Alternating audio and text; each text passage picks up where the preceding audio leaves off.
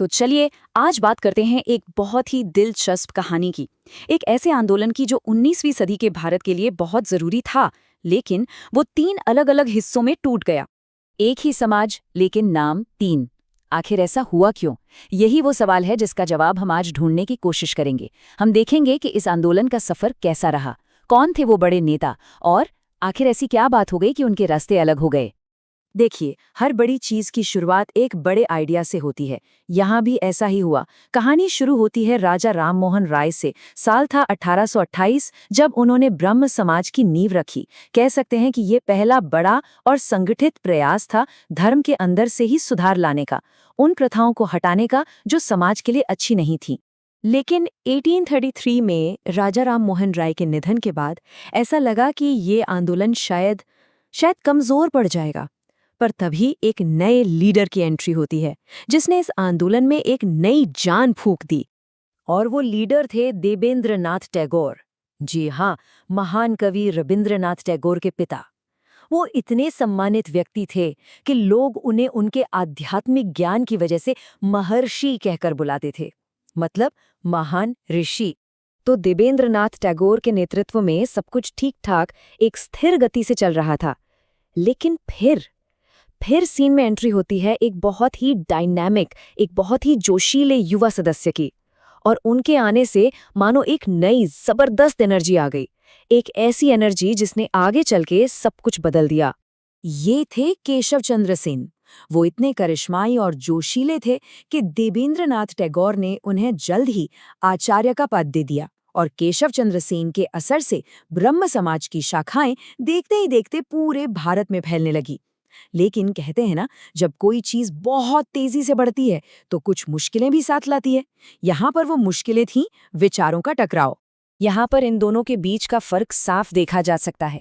एक तरफ थे देवेंद्रनाथ टैगोर, जो मानते थे कि सुधार धीरे धीरे आराम से होना चाहिए, और दूसरी तरफ थे केशव चंद्र सेन, जिन्हें सब कुछ तुरंत चाहिए था।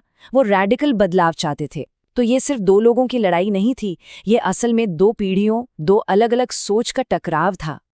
और जब सोच में इतना बड़ा फर्क हो तो जाहिर है एक न एक दिन तो रास्ते अलग होने ही थे। और वही हुआ। तो देखिए, 1858 में केशव चंद्र सेन आए, और कुछ ही सालों में उनके और टैगोर के बीच मतभेद इतने बढ़ गए कि 1865 में टैगोर ने उन्हें आचार्य के पद से हटा दिया। और बस इसके अगले ही साल 1866 में ब्रह्म समाज में पहला आधिकारिक बंटवारा हो गया। आंदोलन दो हिस्सों में टूट गया। तो नतीजा क्या हुआ? जो गुट देवेंद्रनाथ टैगोर के साथ रहा उसे कहा गया आदि ब्रह्म समाज। आदि मतलब ओरिजिनल या पहला।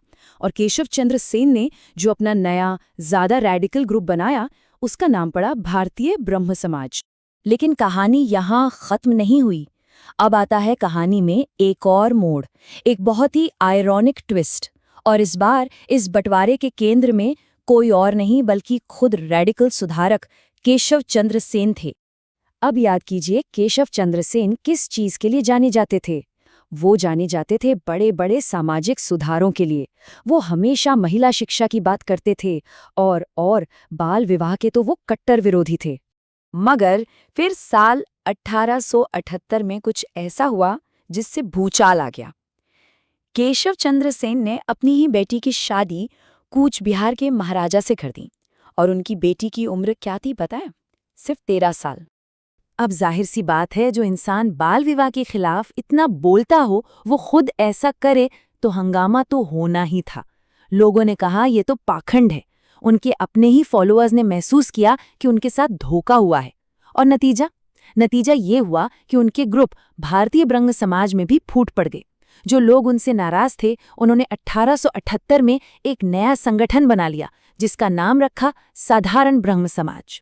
तो एक के बाद एक ये जो बंटवारे हुए, इसका आखिर आंदोलन पर क्या असर पड़ा?